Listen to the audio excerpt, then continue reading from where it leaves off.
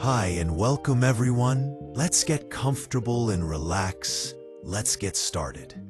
The first message sent across the wire was not a love letter, but a silent, frantic order for survival.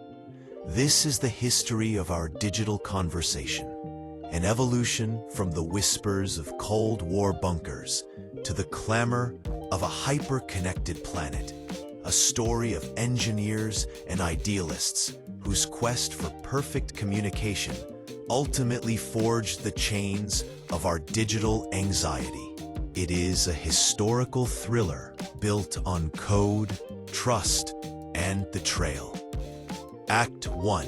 The Whispers of the Machine, 1958 to 1979. Survival and standardization.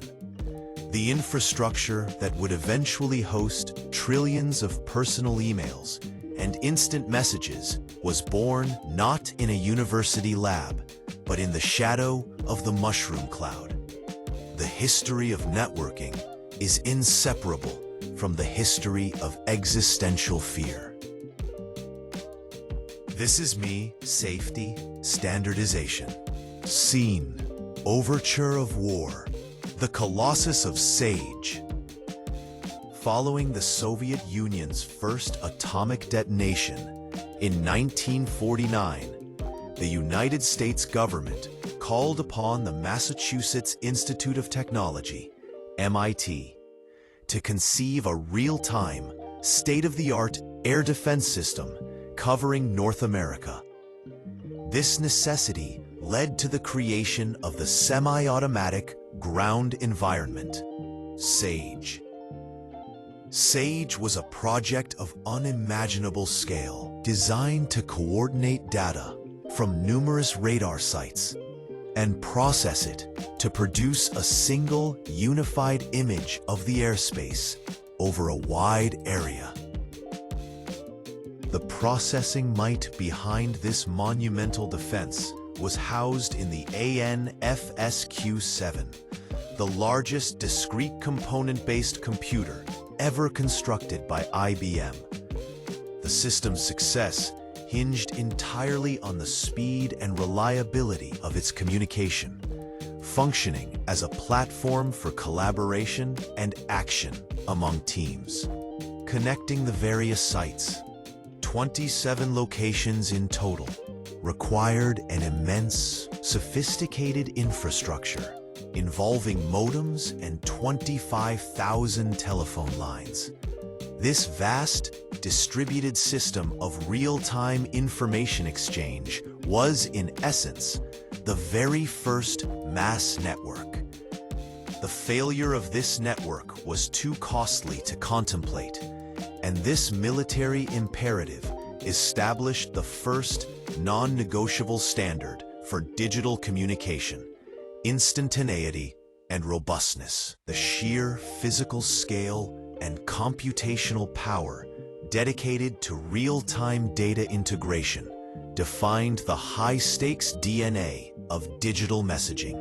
Even the planned successor, the smaller transistorized AN/FSQ-32, carried this legacy forward. Although the full AN/FSQ-32 program was canceled, the hardware was subsequently leveraged for early research contracts, providing a direct physical lineage from Cold War defense systems to the earliest academic computer science teams, the architects of the invisible, packet switching, and the protocol wars. As the necessity of network survival became clear, engineers and scientists began seeking a robust, universal architecture. J.C.R. Licklider, directing the Information Processing Techniques Office, IPTO, of the Advanced Research Projects Agency, ARPA, pioneered the fundamental idea of a universal network. The solution to building a resilient network came from the independent work of Paul Barron at the Rand Corporation and Donald Davies in the United Kingdom.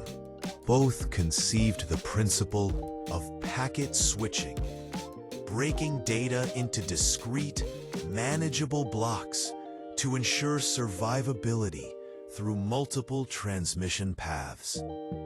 This elegant solution was adopted by the ARPANET project, which was launched in 1969.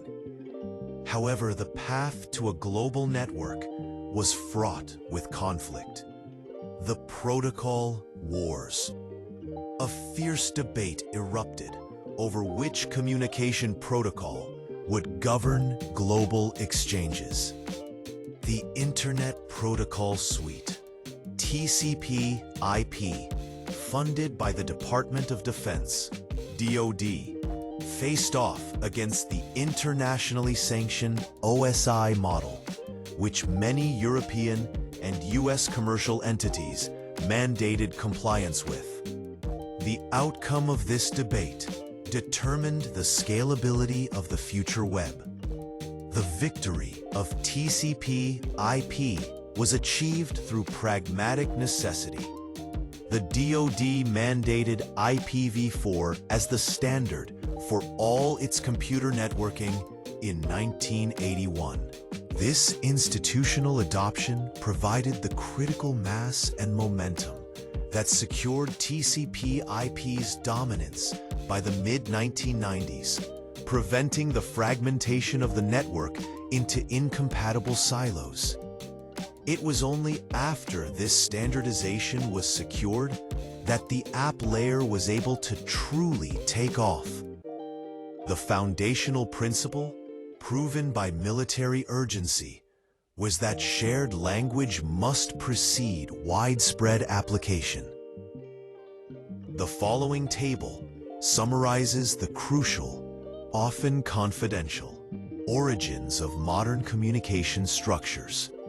Table title: Chronology of Confidential Communication, 1958 to 1971. Year, event, system, context, significance to messaging. 1958, SAGE NFSQ-7, operational. Air Defense Cold War threat. First vast real-time network, coordinating data and utilizing modems for connectivity. Time-sharing systems, CTSS-SDC. Academic and research. Encouraged remote access and file sharing, leading to informal early message passing. RAND NPL research, developed by Barron and Davies, principle of data fragmentation that enabled resilient internet networking. 7. Ray Tomlinson sends first network message. ARPANET, BBN. Invention of network email. Formalized the address structure using the @ symbol. Sub 3. Be formalized the address structure using the @ symbol. Users on a time-sharing system, such as those running the CTSS operating system at MIT, could store files online and sometimes create files to pass informal messages to each other. But true network messaging, the ability to send a message to a person on a different machine, was impossible. This fundamental barrier was shattered by a programmer named Ray Tomlinson at Bolt, Baranek, and Newman, BBN. In 1971, Tomlinson sent the first message across the ARPANET by connecting two Digital Equipment Corporation PDP-10 computers situated side by side. To make this message routable and uniquely addressable, Tomlinson needed a mechanism to separate the identity of the person from the identity of the machine hosting their mailbox. He chose the @ sign. This simple, humble symbol formalized the core philosophical split of modern digital existence. The self, the username or local part, permanently anchored to a network location, the host domain. This choice was revolutionary, allowing personal identity to be routed across the growing global infrastructure. The creation of a routable individual address was the precondition for every form of digital communication that followed: personal, commercial, and eventually surveilled. Tomlinson's email program fundamentally changed how people communicate. The unsung legislator, Postel's law and the governance of trust. While Tomlinson defined identity, others were defining etiquette. The Internet's growth depended not just on flawless code, but on mutual tolerance and cooperation among thousands of disparate systems. The central figure in establishing this trust was John Postel. Postel was an American computer scientist renowned for his critical contributions to the Simple Mail Transfer Protocol, SMTP, and for his long tenure as the editor of the Request to Comment, RFC document series. He was known by some as the God of the Internet for his comprehensive influence, though he modestly noted that the network worked because a lot of people cooperate to do things together. Postel's most enduring legislative contribution was an ethical principle embedded directly into the network architecture, often called Postel's law. In general, an implementation must be conservative in its sending behavior and liberal in its receiving behavior. Shortened to be liberal in what you accept and conservative in what you send, this rule mandates generosity on the part of receiving systems. By programming the network to tolerate minor errors in incoming data rather than rejecting the entire transmission, Postel ensured stable communication, even among diverse, imperfect implementations. This principle of mutual technical tolerance was as critical to the network's stability as the protocols themselves. Postel provided the crucial stability needed for scaling by manually administering the Internet Assigned Numbers Authority, INA, from its inception, a task he volunteered for and performed until his death. This reliance on one man's voluntary effort underscored the initial, fragile, trust-based nature of network governance that allowed the system to bootstrap before global oversight became necessary. The idyllic, cooperative, academic network did not last. The efficiency of the new communication medium proved too attractive to commercial exploitation, leading to the first act of betrayal. In 1978, a marketing manager for Digital Equipment Corporation, DEC, named Gary Thurick, used this new method of mass electronic delivery for commercial gain. He sent the first known email spam advertising a DEC product presentation to 600 ARPANET addresses. The disproportionate impact of this single message was immediate and shocking. At the time, the total number of users on ARPANET was only 2,600. Thurick's unsolicited message saturated nearly a quarter, 23%, of the entire network. This singular act confirmed the inherent economic vulnerability of email. The sender bears minimal cost while placing the burden, time, storage, attention entirely on the receiver. The academic network's design, built for information exchange, was immediately incompatible with commercial intent. Even before this incident, early network discussions acknowledged the threat, with an RFC in 1975 titled "On the Junk Mail Problem." 18.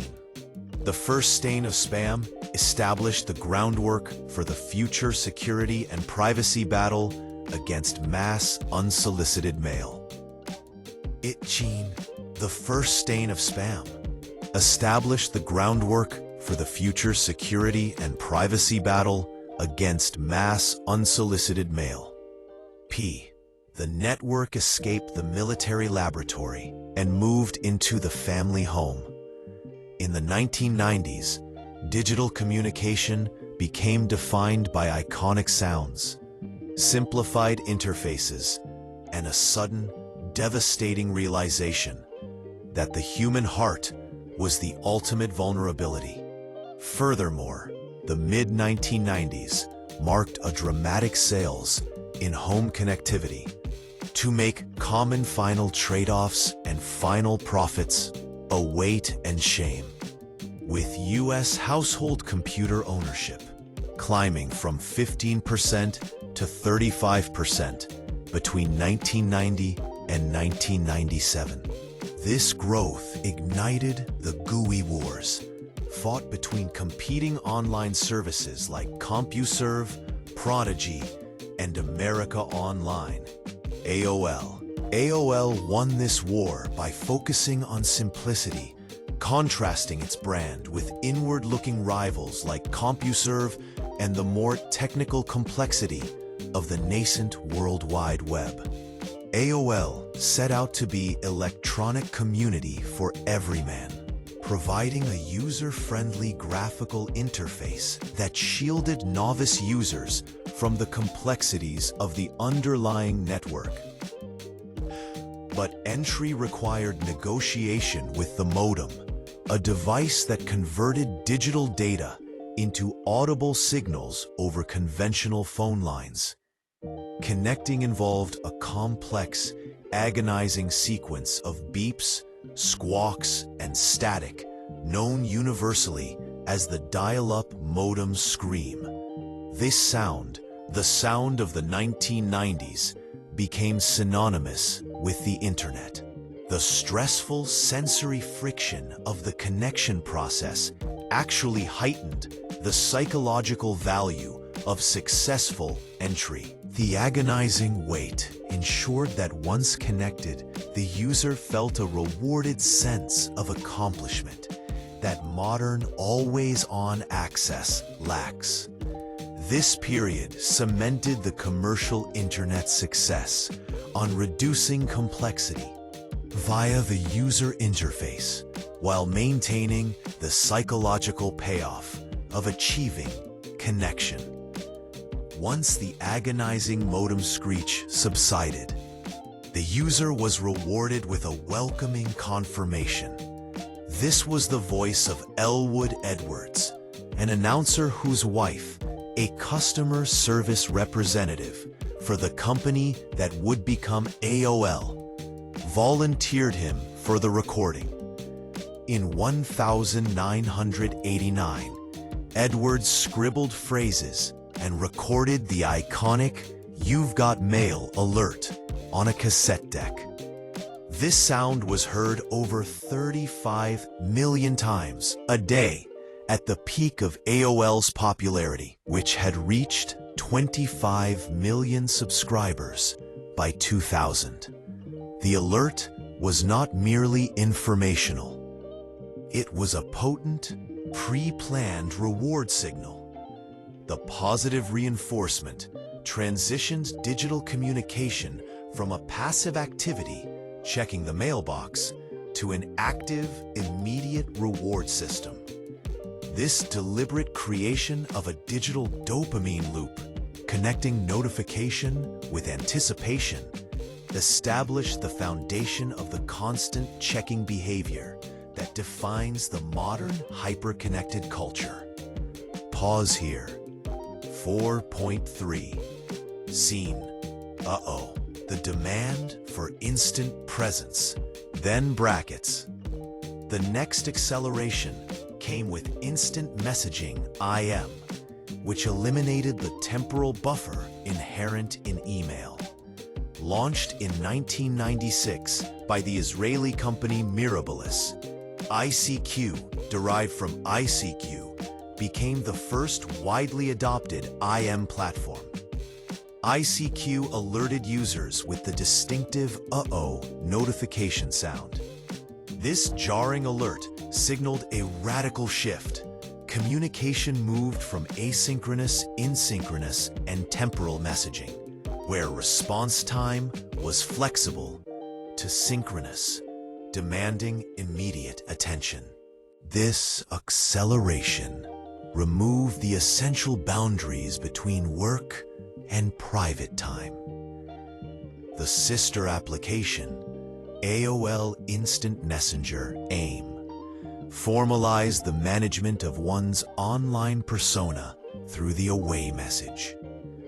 These messages allowed users to broadcast their emotional state, often using angsty song lyrics and emojis, signaling to their peers their current availability or lack thereof. This immediate social demand meant users were always expected to be present. In comparison to modern digital communication, AIM offered certain time and space constraints that are now entirely gone.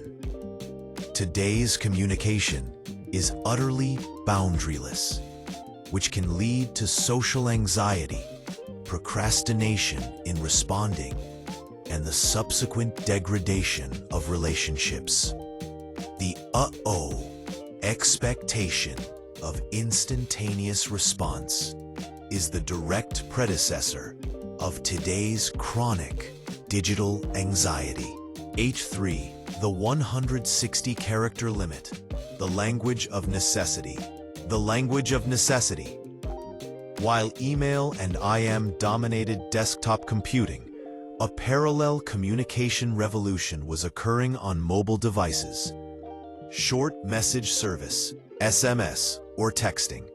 The defining technical constraint of SMS was the 160-character limit.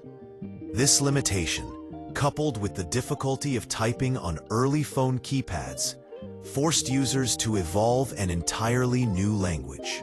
SMS language, characterized by abbreviations and acronyms. The technological constraint became a cultural catalyst. The 160-character ceiling proved that forced conciseness was essential for global utility and low-bandwidth use.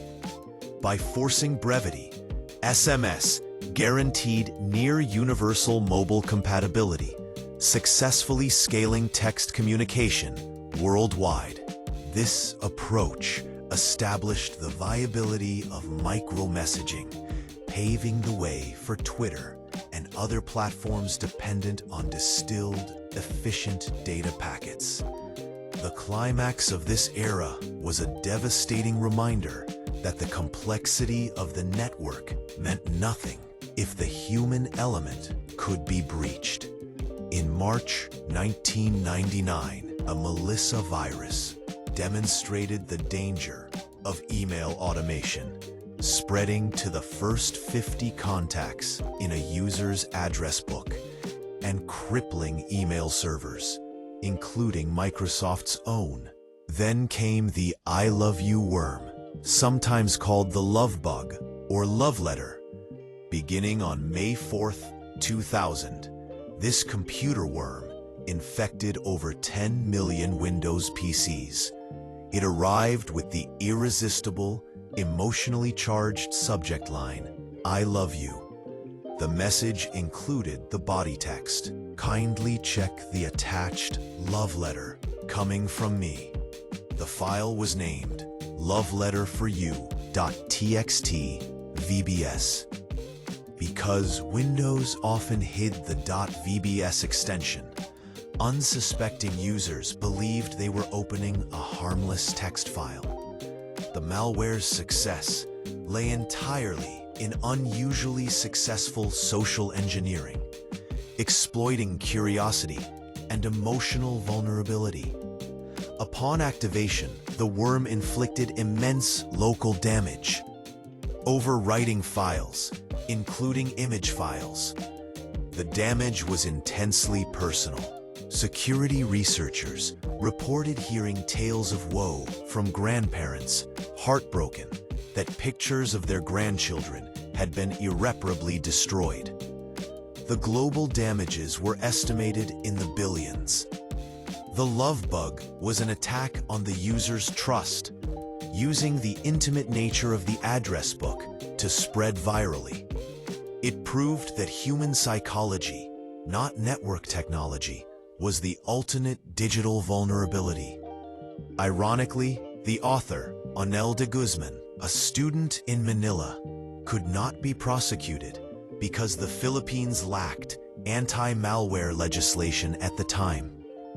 Table title: Sensory. Psychological shifts in digital communication. Please era, iconic sound and aesthetic. Primary function emotion. Cultural impact. Please, 1990s. Dial-up modem scream. Initiation of access. Defined the sonic barrier to the internet. Sound of the 1990s. 1990s to 2000s. You've got mail. AOL. Confirmation.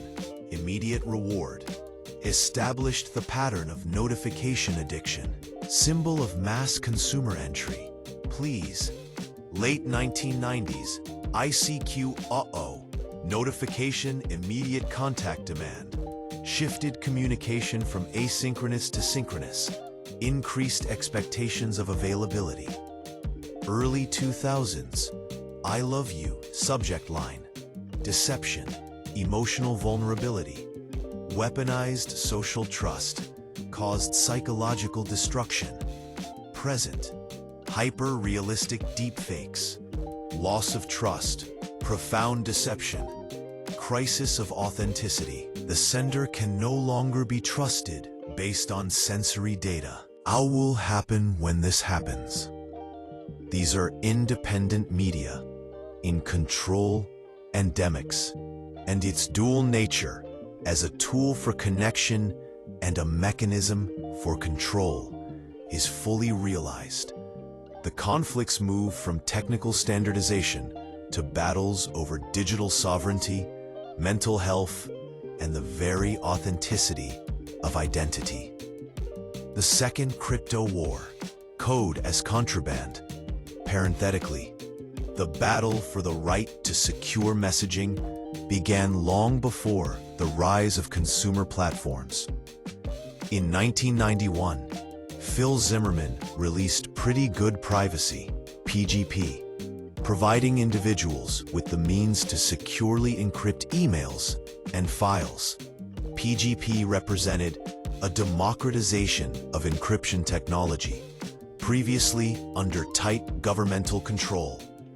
The action from the national security community was swift and severe.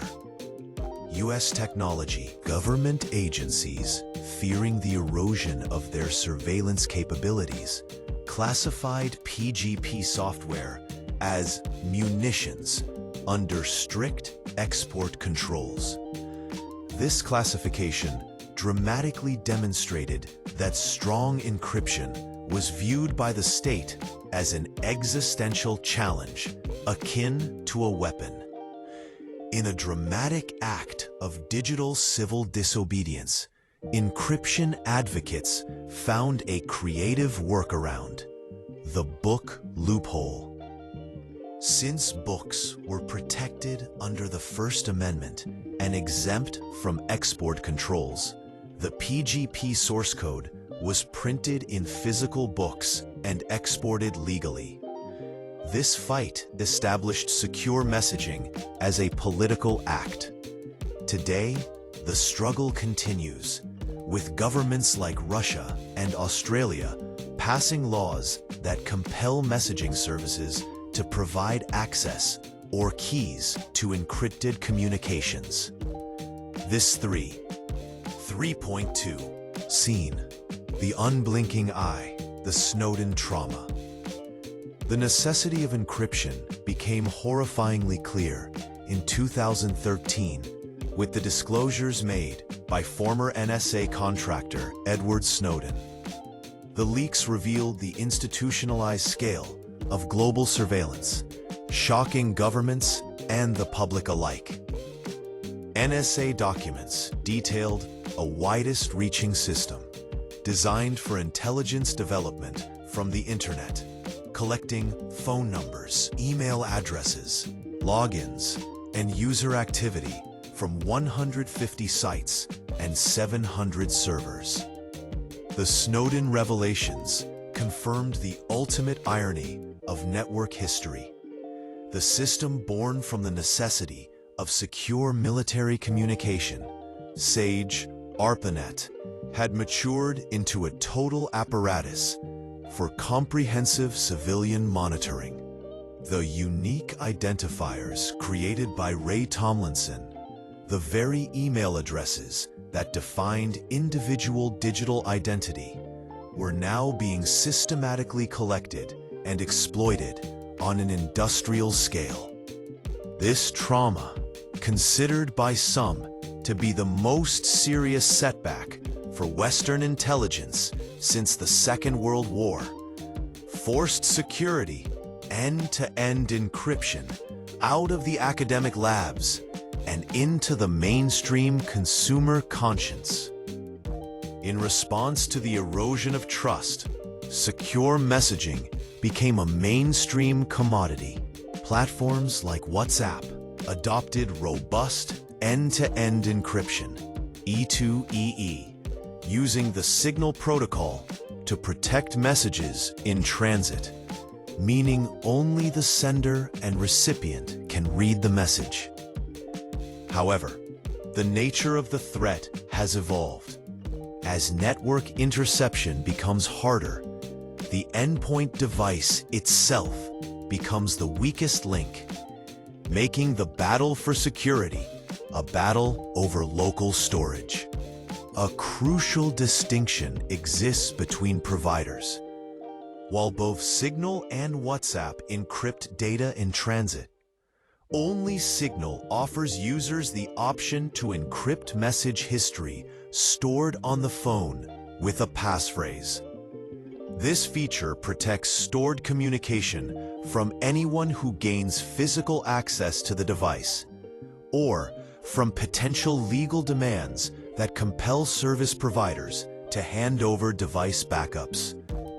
Securing messaging now requires user responsibility. To verify that a chat is truly protected, platforms require users to manually compare QR codes or 60-digit numbers with the contact.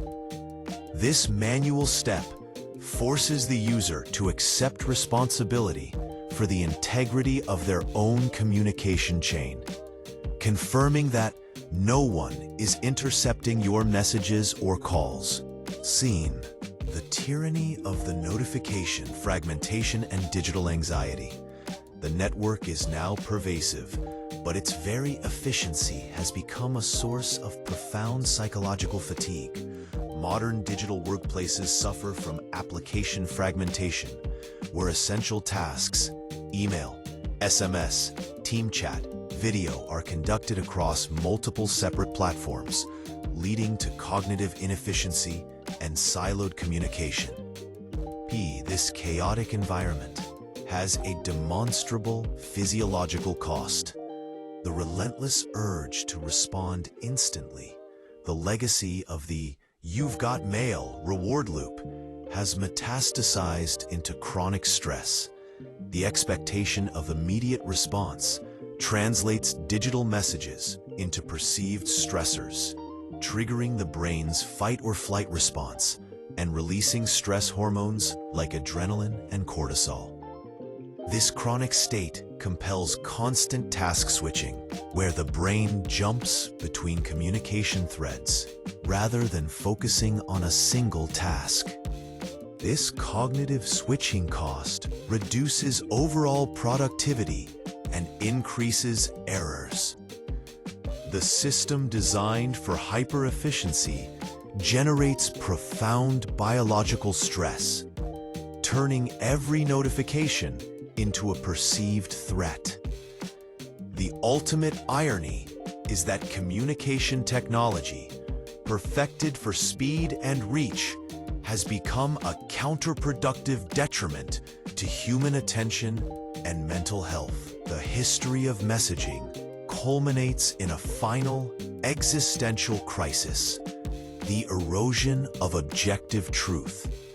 Generative artificial intelligence, AI, is now the central force in the cyber arms race.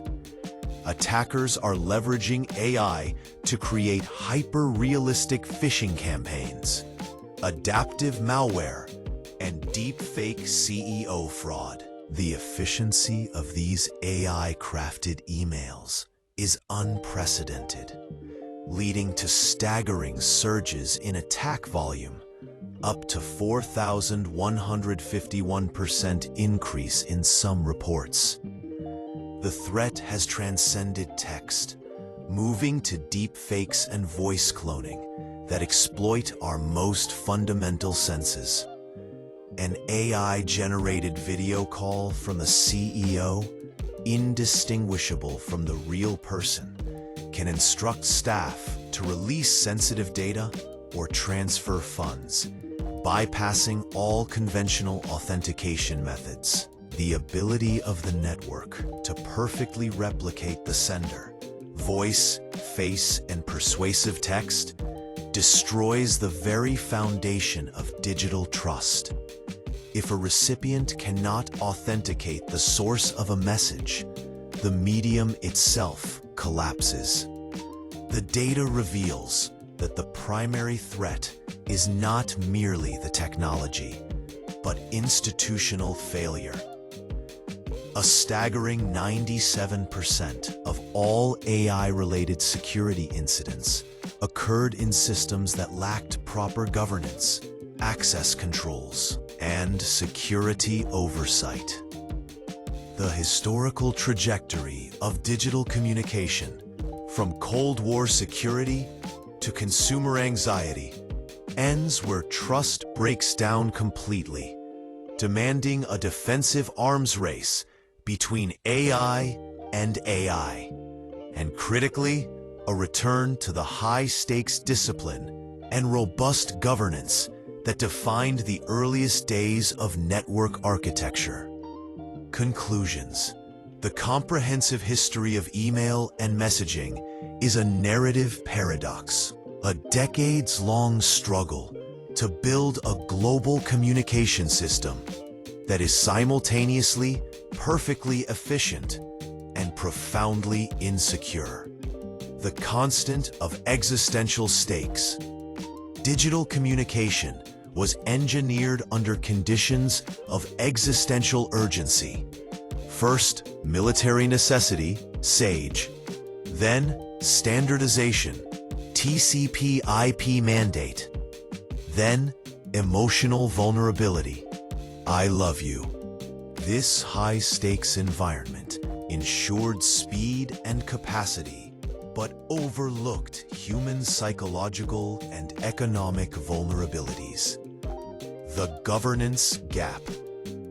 The network's most critical foundations, such as Postel's law and Tomlinson's invention of the @ symbol, were established in an era of cooperative trust. This open design was immediately exploited by spam, and later systematically by state surveillance. Snowden, confirming that scaling the network requires constant, renewed governance. The crisis of authenticity. The historical journey from the high-friction, asynchronous communication of early email to the zero-friction, synchronous demands of modern messaging has led directly to biological stress and widespread digital anxiety. The final crisis, AI-generated deepfakes, attacks the core principle of identity, confirming that if the sender cannot be trusted, the entire communication infrastructure becomes a weapon against the user. The next battlefield. The focus of security has shifted from network defense to endpoint sovereignty, data at rest encryption. Moving forward, securing communication demands not just technological safeguards, E2EE, but the implementation of robust institutional governance to counter autonomous AI attacks and ensure the fundamental ability of the user to trust the origin of the message. The whisper in the wire. The pre-digital dream. The history of electronic communication is not a story of sudden invention, but rather a slow, deliberate convergence of human necessity and technological possibility. Long before the global infrastructure of the Internet existed, the need to send a brief, written message to a colleague without the delay of paper mail drove the very earliest experiments in digital messaging. The foundation of email was laid not in the vastness of a global network, but within the insulated, resource-heavy confines of the mainframe computer. The earliest constellations of communication, pre-1970. In the nascent era of time-sharing computing, communication systems began to emerge almost spontaneously. These systems allowed hundreds or even thousands of users to log into a single massive host machine, such as the one operated by MIT's Compatible Time-Sharing System, CTSS, or SDC's Q32. Here, the desire for digital asynchronous messaging materialized in rudimentary commands. For example, the SDC Q32 operating system, active by 1963, utilized inter-user messages through commands like dial, link, and join. These early systems demonstrated that electronic messaging was a critical foundational utility. Even confined within a single host or mainframe, users actively sought ways to communicate digitally. The limitation was purely technical. The communication could not cross the boundary of that one machine. Yet, the persistent use of these local tools, often within universities or large corporations, showed that asynchronous conversation was an inevitable feature that simply needed a mechanism for scaling. The network's origin story, resource sharing. The true scaling mechanism began to coalesce with the Advanced Research Projects Agency Network, or ARPANET. Planning for this ambitious project began in 1967. The core initial motivation was highly pragmatic: resource sharing. Computer time was incredibly expensive in the 1960s, and the network was conceived as a way to allow geographically disparate researchers to access rare, high-cost resources, such as specialized time-sharing systems. The network took its first tentative step in 1969. The first message transmission ever sent via the ARPANET occurred at 10:30 p.m. Pacific Time on October 29, 1969, between the UCLA SDS Sigma 7 host computer and the SRI SDS 940 host computer. This achievement was a crucial technical validation of packet-switched networking. Email as the unexpected catalyst. While the network was conceived for file transfer and remote login, Telnet, electronic mail, quickly established itself as the application with the most significant impact. By around 1973, email was operational at the majority of ARPANET sites, leading to a noticeable growth in network traffic. This historical sequence reveals a powerful pattern.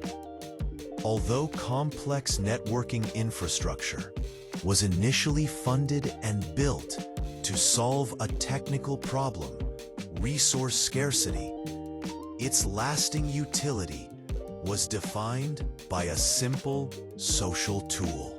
The development of local messaging proved that the human desire for asynchronous connection was a primary utility.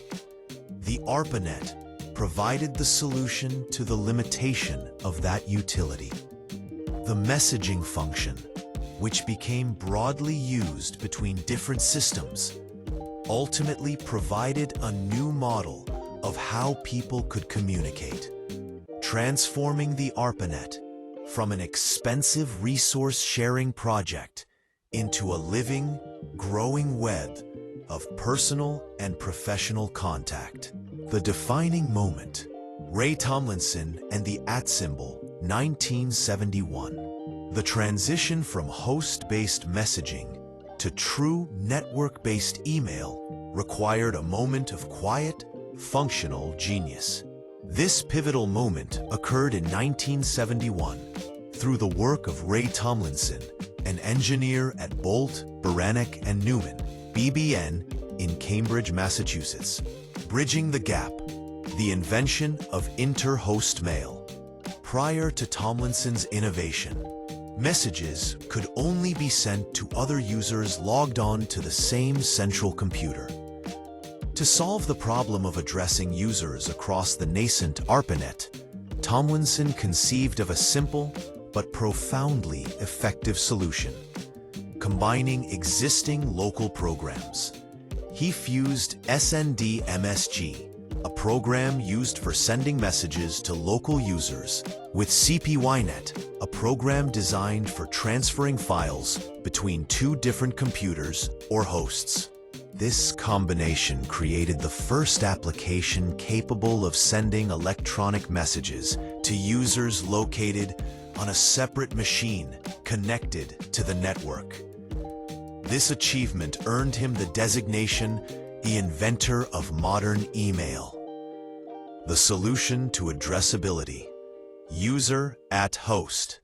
The core challenge for Tomlinson was creating a system that could clearly distinguish the user's name from the specific machine where that user was located.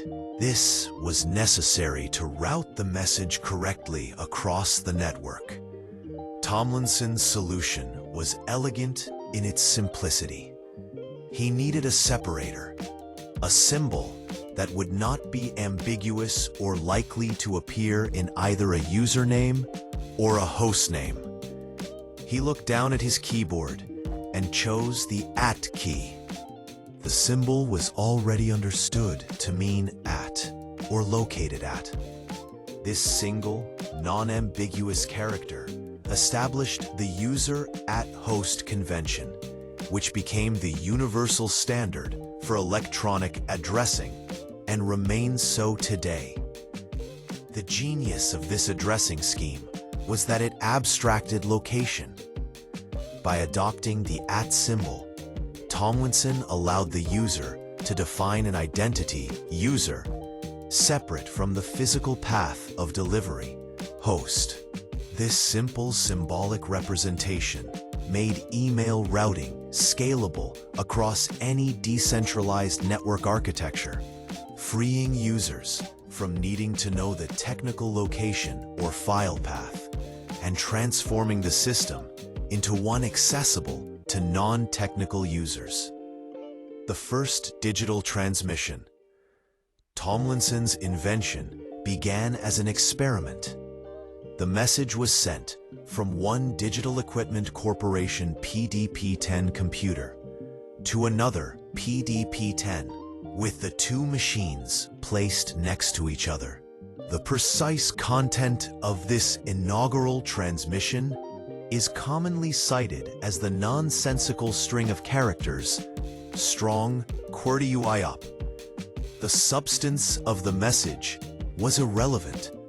The technological achievement lay entirely in the successful delivery and routing between two independent hosts. Tomlinson later reflected that he envisioned email being used by everyone, not strictly as a work tool or strictly as a personal thing, but in whatever way users found worked best for them. This vision of dual utility, both professional and personal, has defined electronic messaging ever since. 3. Spontaneously, the plumbing of delivery.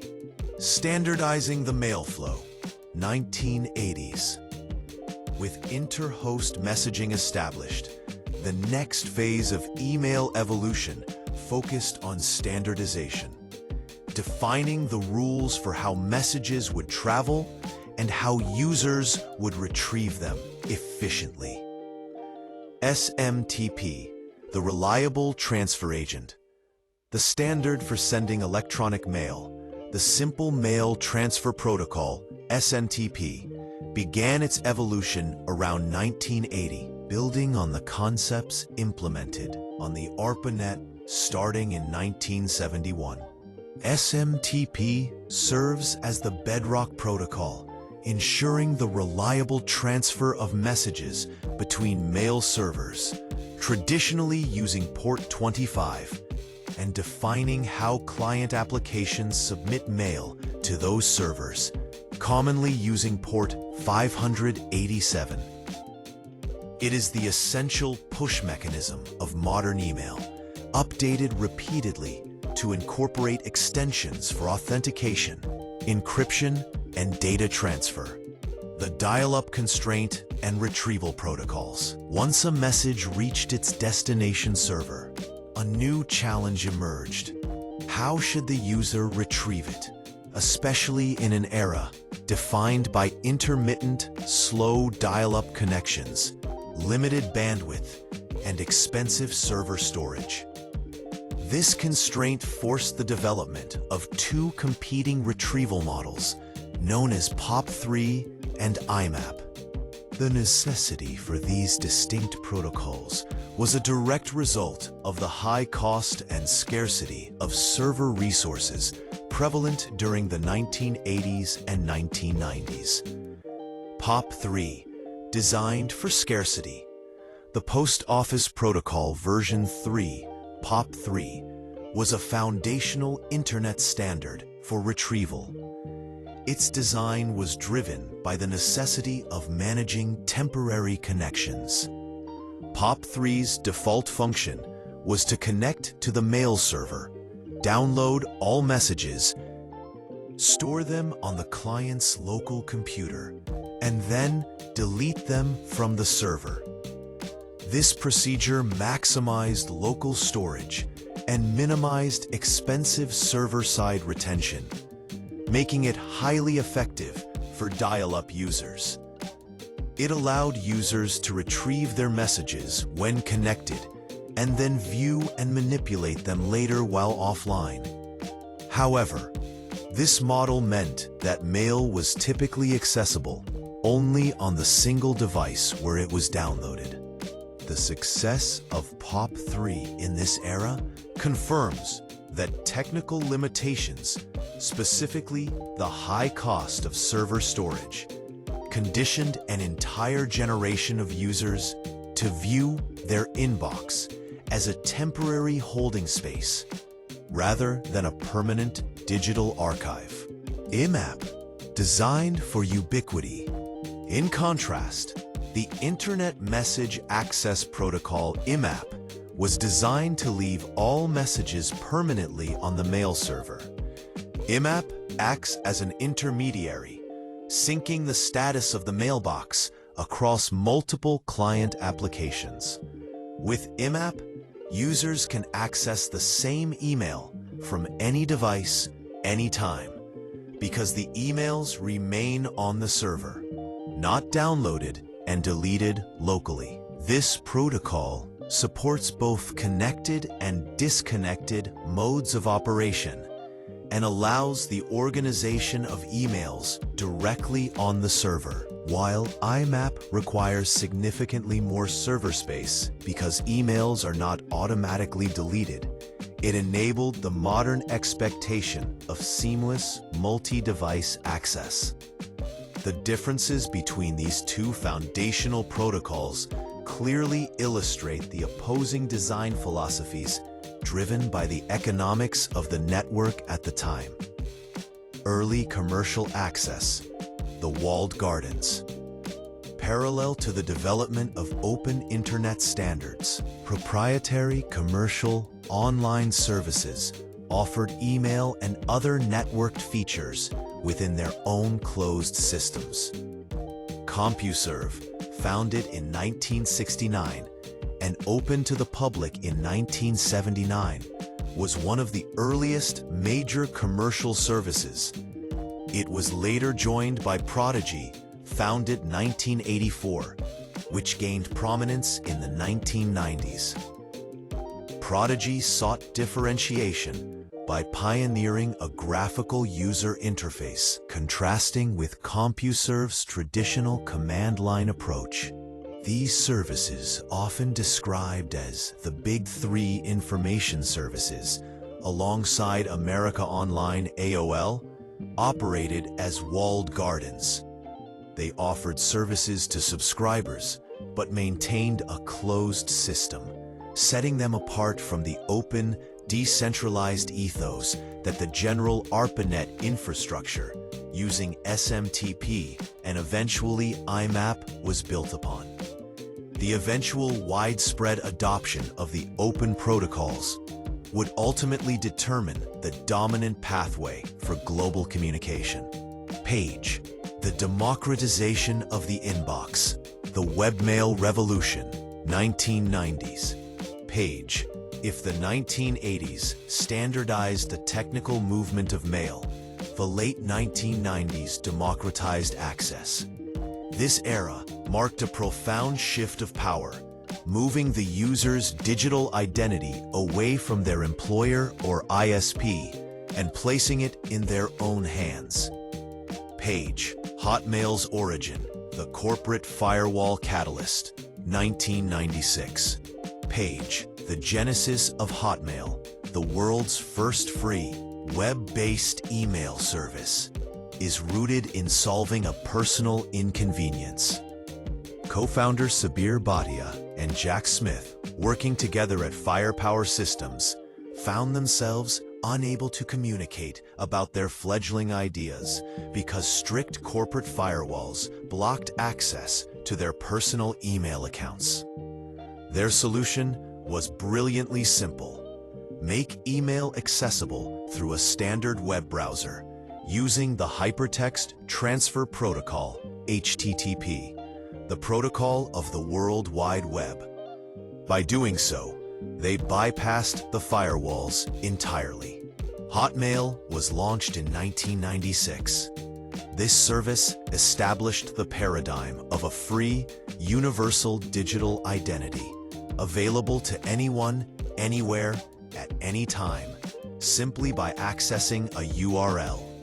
This ability to maintain a persistent digital identity, independent of geography, employer, or service provider, was the essential act of democratization. The rapid acceptance of this free model led to massive scale. Yahoo Mail followed in 1997, bundling email with its popular web portal of news, sports, and finance. By 1996, electronic mail was already being used more frequently than physical postage mail in the United States, cementing its role as the dominant communication tool. A Gmail and the storage arms race. 2004. The webmail market was dramatically reshaped with the launch of Gmail by Google in 2004. Up until that point, free email providers generally offered limited storage, often measured in megabytes, maintaining the legacy mindset of digital scarcity inherited from the POP3 era. Gmail's market entry shattered this constraint, by offering gigabytes of free storage. This was a strategic move that completely reset consumer expectations. It instantly made the competition's storage offerings appear antiquated and forced rivals, including Hotmail, later Outlook, and Yahoo Mail, to rapidly increase their own free capacity. This move ended the era of digital scarcity for messaging. When users no longer needed to worry about capacity, their relationship with email changed fundamentally. Messages were no longer transient. They became persistent and archived. The inbox transitioned from a temporary processing queue to a comprehensive, searchable repository of personal and professional history. The successful creation of a solution to a personal firewall problem led to a global shift, confirming the hypothesis that if a problem is broadly felt, solving it will yield broad adoption. The noise of the 90s, the rise of instant connection. As email matured into the formal standard for asynchronous communication, a new wave of services emerged, prioritizing synchronicity and digital presence. The instant messaging (IM) era of the 1990s and early 2000s fundamentally changed user expectations regarding digital response times, embedding the demand for immediacy into online culture. ICQ, the centralized pioneer. The true precursor to modern IM applications was ICQ, or ICQ, founded by Israeli company Mirabilis, and launched in November 1996. While real-time chat existed before, notably Internet Relay Chat, or IRC, ICQ was among the first standalone IM applications that pioneered a centralized network with individual user accounts focused on one-on-one conversations. This design provided the blueprint for all subsequent IM services, as well as influencing modern social media applications. ICQ was rapidly adopted, becoming the first widely used IM platform. Its centralization simplified the process of finding and communicating with specific users, proving the market viability of immediate, dedicated digital chat. AIM and the Ritual of Presence, 1997. Following ICQ, AOL Instant Messenger, AIM, launched in 1997, quickly became a profound cultural phenomenon, particularly in the United States. AIM formalized the social aspects of digital connection through several defining features. The buddy list provided immediate visibility into who was online and available. Logging on itself became a social event, famously announced to the user's entire list by the distinct digital sound of a door opening. Crucially, AIM popularized the away message. This allowed users to post a public status when they were logged on, but not actively on their computer. The away message acted as an early form of a public profile status update and mechanism for setting boundaries. This feature transformed messaging from a purely functional medium into a platform for identity construction, self-curation, and social performance, directly anticipating the core mechanics of modern social networking. MSN Messenger, Chaos and Demand, 1999. The competition intensified with the entry of giants like Microsoft, launching MSN Messenger in 1999 and Yahoo Messenger in 1998. These platforms competed fiercely by introducing features that enhanced expressiveness and immediacy, sometimes to the point of annoyance. MSN Messenger is perhaps best remembered for the infamous nudge feature.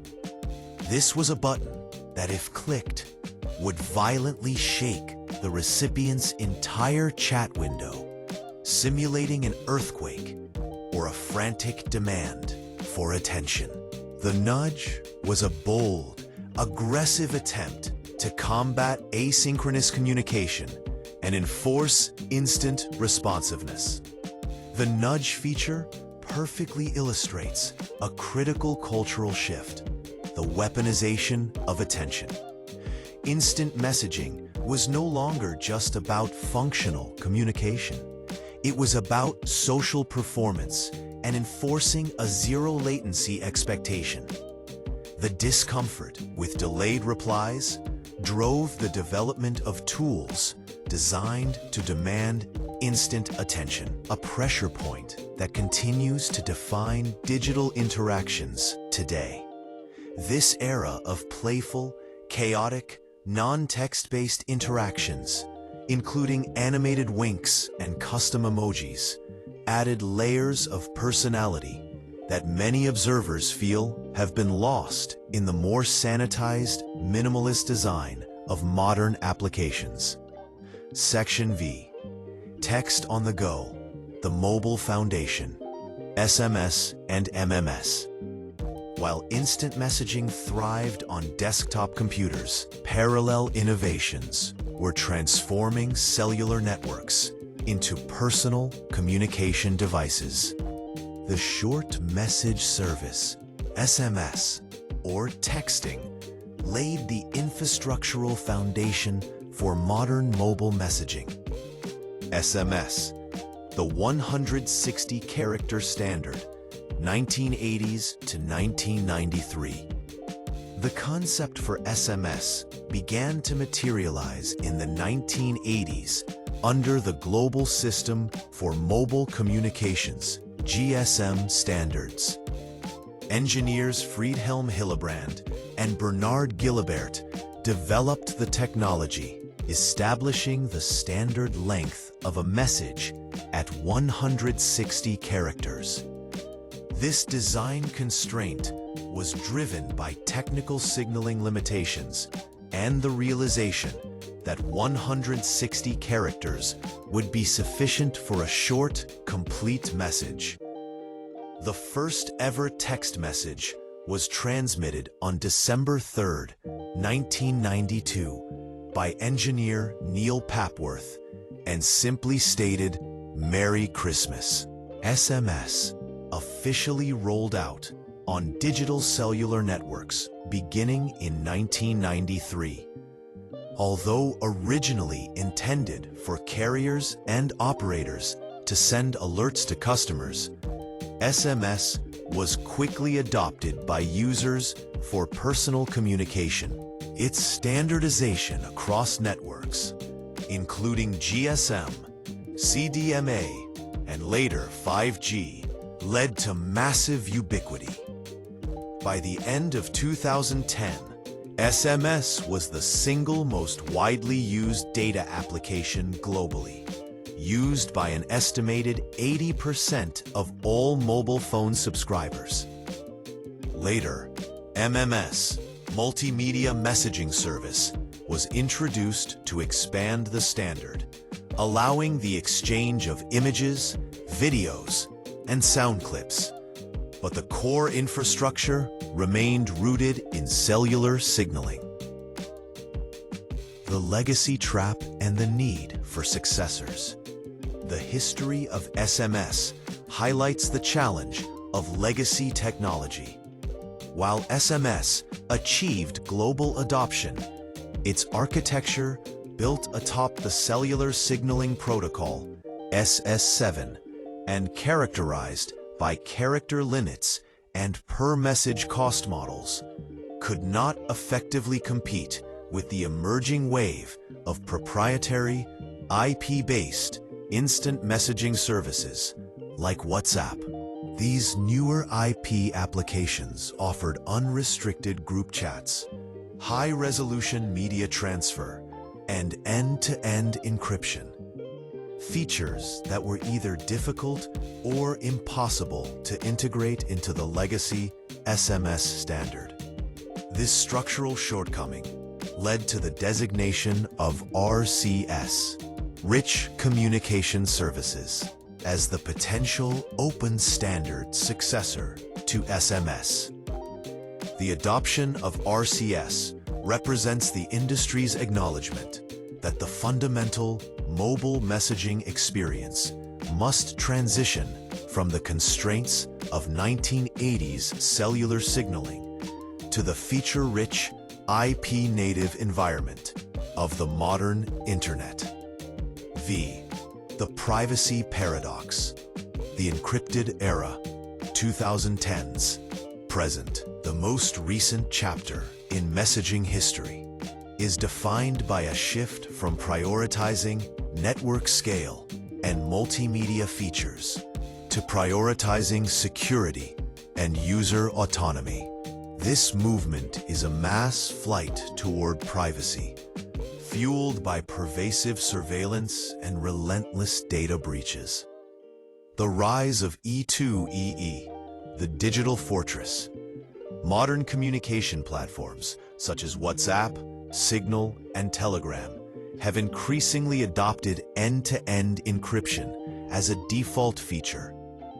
E2EE ensures that messages are indecipherable to anyone other than the intended sender and recipient.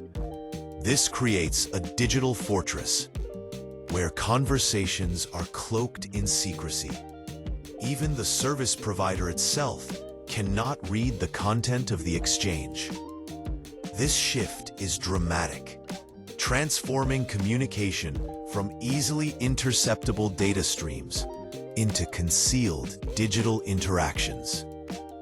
The modern user now views E2EE as the essential, non-negotiable feature for personal communication, reflecting a profound lack of faith in the data handling and security of unencrypted systems. To support the modern necessity of multi-device access while maintaining E2EE, services like Meta's Messenger are rolling out secure storage options, often protected by a user-defined PIN or a virtual key stored in a cloud service. The second crypto war, privacy versus law enforcement.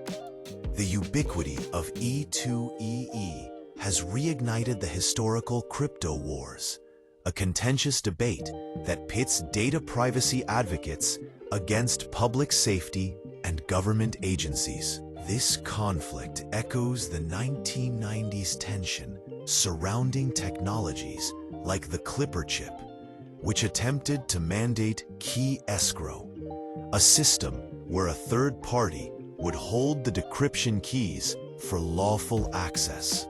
Today, law enforcement agencies acknowledge they support strong, responsibly managed encryption. However, they argue that malevolent actors, including criminal organizations, exploit E2EE to avoid critical data security scanning, orchestrate illegal activities, and coordinate vast criminal networks with impunity. This places governments and tech companies at a crossroads, upholding user privacy versus combating burgeoning transnational threats. The underlying dilemma is zero-sum. Any technological mechanism designed to grant lawful access, such as a backdoor or a requirement for client-side scanning, fundamentally weakens the system's security for all users. E2EE carries a privacy premium, and any compromise to that security to allow investigation necessarily diminishes the protection afforded to everyday users. Global regulatory challenges to encryption. The policy response to E2EE is intensifying globally, threatening to redefine the limits of digital privacy.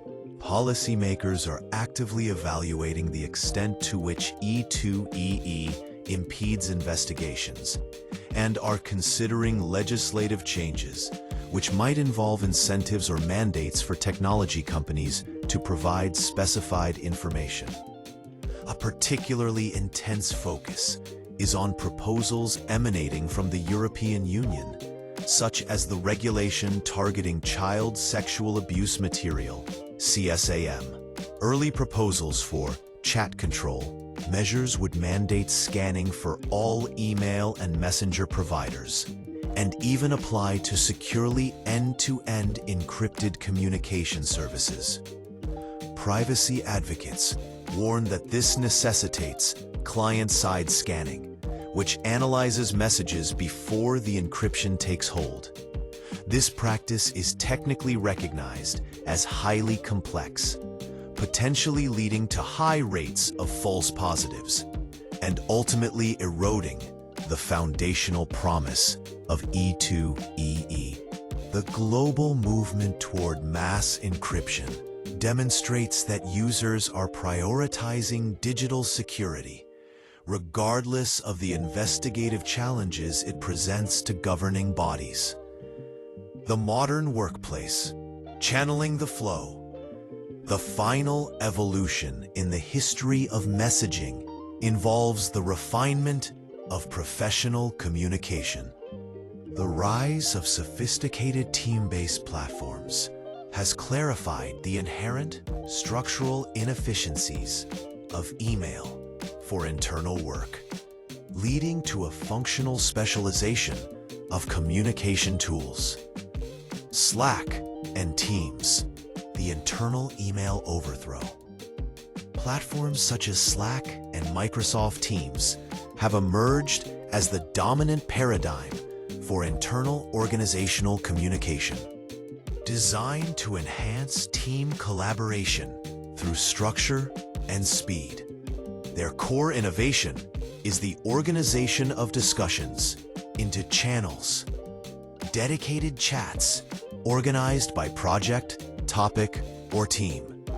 This channel structure ensures that all relevant context, files, and follow-ups remain consolidated in one place, avoiding the constant confusion and loss of context inherent in large email threads.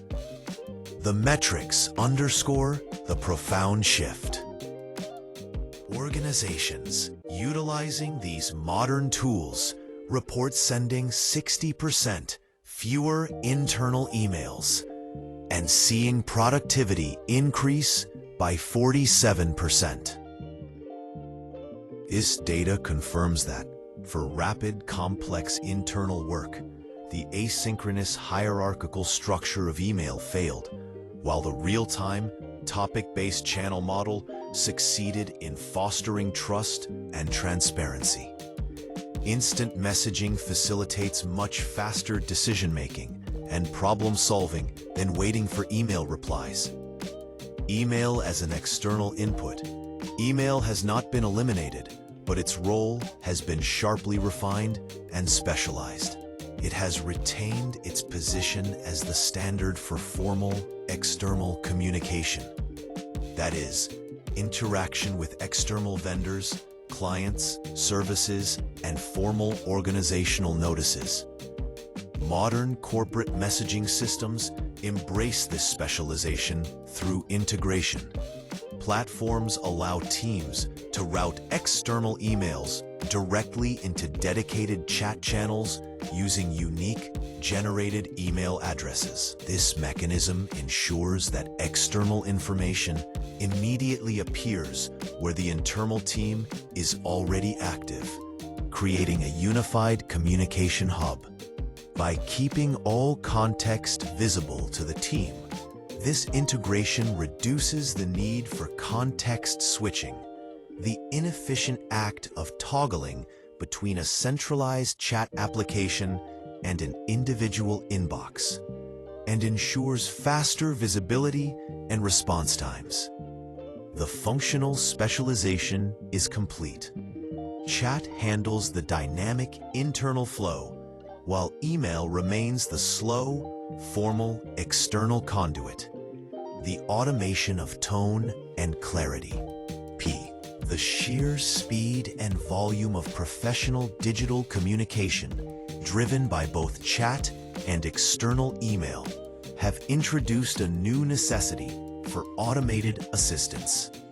The requirement to maintain professional standards while communicating at maximum speed often outpaces the average human capacity for flawless composition. AI-driven tools have stepped in as a vital new layer. Modern AI keyboards assist professionals by correcting grammar and spelling errors missed by traditional software, calibrating the formality of tone based on recipient and context, and suggesting concise, clearer ways to express complex ideas. This technology is not a mere convenience. It is a productivity essential. Professionals report saving significant time weekly, reducing writing time by 40 to 60%, due to AI's ability to ensure that rapidity does not lead to professional sloppiness. The future of professional messaging involves a seamless, necessary partnership between human intent and automated linguistic polish. IX. Epilogue. The continuous loop of human connection.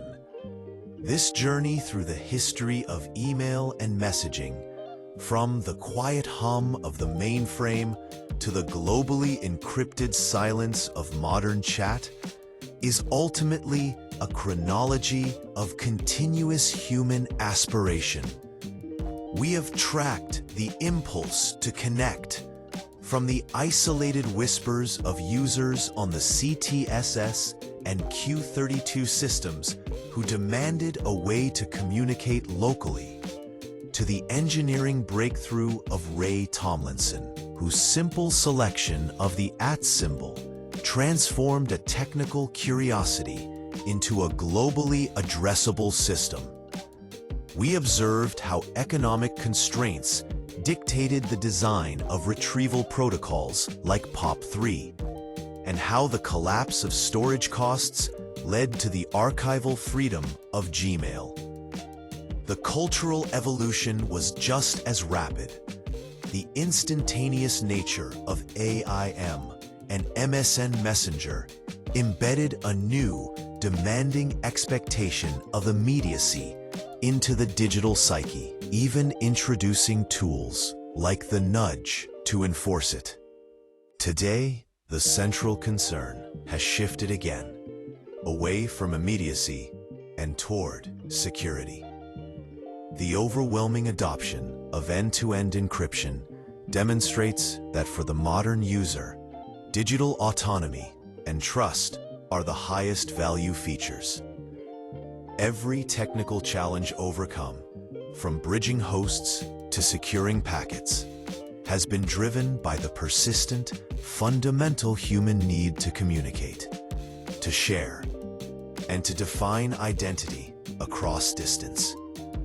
The modern communication ecosystem, a blend of specialized corporate channels and secure personal chat, is the result of constant technical refinement and profound ethical debates regarding privacy and security. The invisible network continues to carry our digital hopes, histories, and intentions, perpetually fulfilling the promise that the whisper in the wire, once local, can now span the world.